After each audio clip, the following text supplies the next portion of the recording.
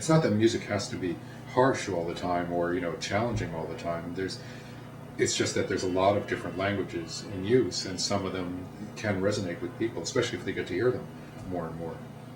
You know, there's so many aspects of how we think about a given thing, whether a process, like a performance, that most work only operates in a very predictable set of responses. It looks to, take a typical narrative arc. It looks to satisfy certain people's needs for harmony, rhythm, melody, and all these things aren't bad. It's not necessarily bad. It's just that there's a lot more to the world out there, which is why music of other cultures can be presented as exotica, and people will like it because it's framed in such a way that they say, oh, this is what these weird people from over here do, and we can take that in and enjoy its quaintness and strangeness. But if it's something close to home, or if it's something that makes you think about things in a certain way, Americans don't like to be challenged. They want to be comfortable in everything. And music that makes them think about who they are, where they are, what they're doing, isn't going to work for them. It works for kids who are more flexible in their way of thinking.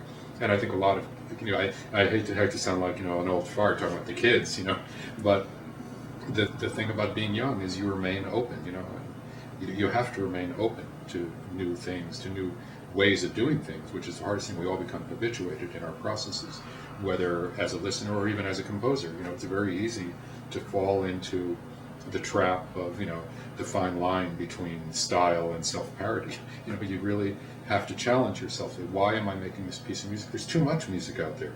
There's too many CDs. There's too many pieces of music. Does this music really need to exist? And you have to answer that. Maybe, I don't always answer. Maybe I don't think about it. I say, oh, I'm going to try this again. I want to do this until I get it right. So it's hard to say, but at the same time, you could look at it as Darwinian. Each piece of music is like an organism that has to fight for its survival. And should it survive? Should it be allowed to reproduce?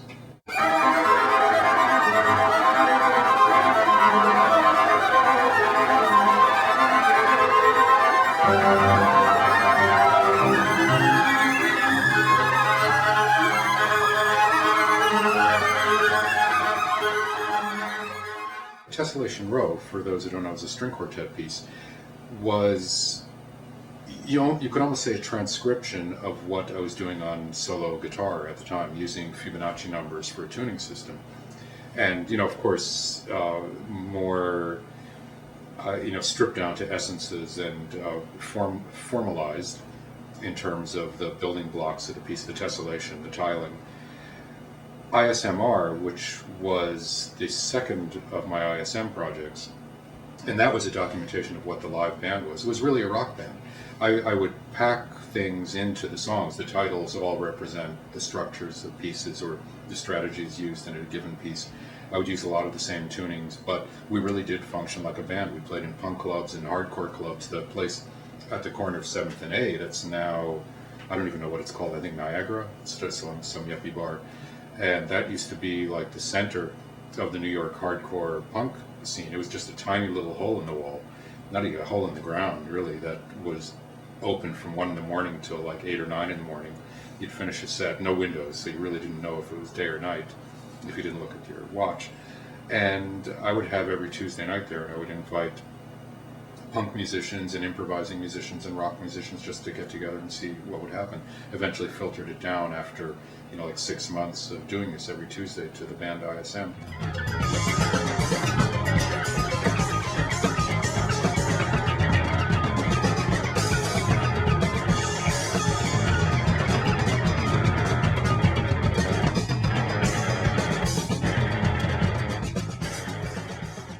Back then, loudness was important because certain sonics happened with loudness. You'd be in a room resonating, amplifiers feeding back.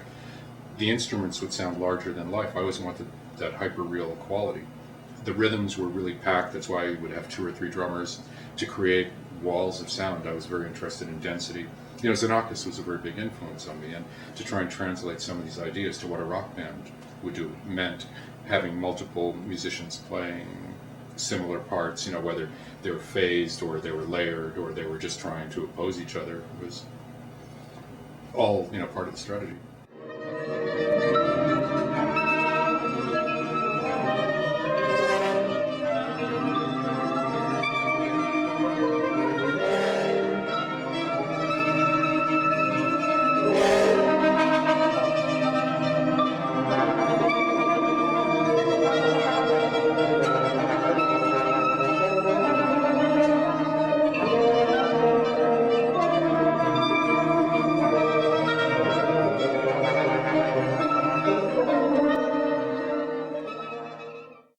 Music is an acoustic process. It's about psychoacoustic chemical change and what happens when ears process information. And of course, when an ear processes information, it's interacting with everything that you know, everything that you remember, which of course for some people might not be much, and everything you might imagine. So it's a much larger system than just a bunch of notes, than just harmony or melody.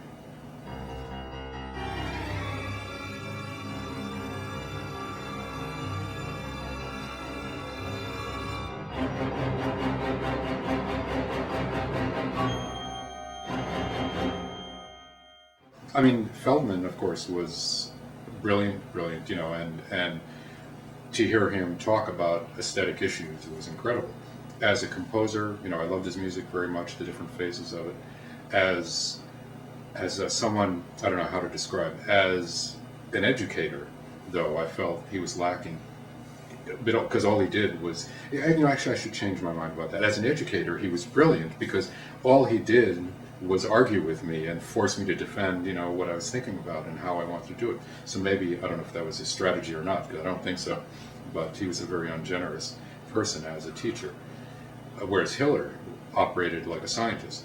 Hiller's idea was to think about pieces as having operating systems, and figure out what is the nature of this piece of music, how do you best realize it. When I was a student at Bard College, Benjamin Boritz, and I know this was one of his classroom tactics, he brought in, like a big printout. This was probably, 1972.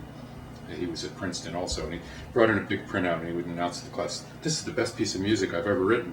And of course someone in the class would take the bait, "Ben, what does it sound like?" And he would smile and say, "Well, that doesn't matter." And this, for me, I think he's changed his tune about that approach to music, but certainly, it was like, I just want to hit my head and, run out the door screaming, because it was so much the opposite.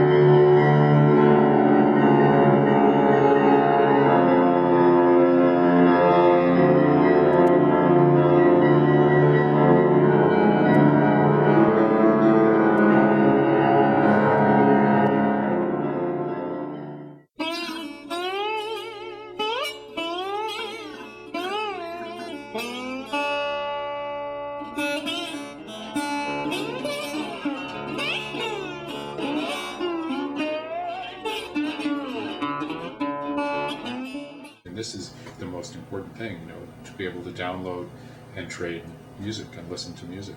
There's a lot of people who don't have the money to go to the iTunes store. They should be able to hear music, and I think most composers, certainly for myself, I'm very happy to hear of people trading my music. Just as the way we always used to trade cassettes at the time the music industry was whining about, they had the sticker, "Home taping is killing the music." No, it's cutting into the profits of some idiot lawyers or accountants or CEOs. It has nothing to do with the music. And most musicians are happy to have their music disseminated because they understand that if you start disseminating the music around, then your live concerts are more likely to have a good audience. And that, for me, is the kind of good side of what's happening now with the music industry, which I'd be very happy to see collapse, because I feel like I'm not part of it anyway, so I don't care, But is that live music is becoming more important. People go there for the smell of it, the sweat of it. To hear musicians playing in a room, it's something that no digital simulation, no laptop concert, no downloading will ever give you. But to be there and hear, the waves vibrate, is that's what it's all about for music.